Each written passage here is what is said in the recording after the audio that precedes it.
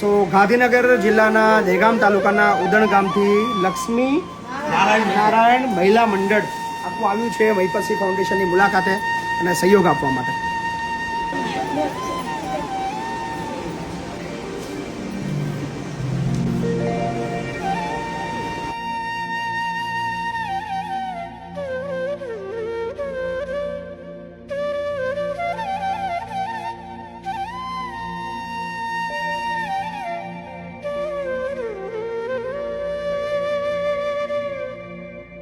તો ગાંધીનગર જિલ્લાના દહેગામ તાલુકાના ઉદણ ગામ લક્ષ્મી નારાયણ મહિલા મંડળ તરફથી 21,000 રૂપિયાનો રોકડ સહયોગ પ્રાપ્ત થાય છે. થેન્ક યુ સમગ્ર મંડળનો. મધુબેન તરફથી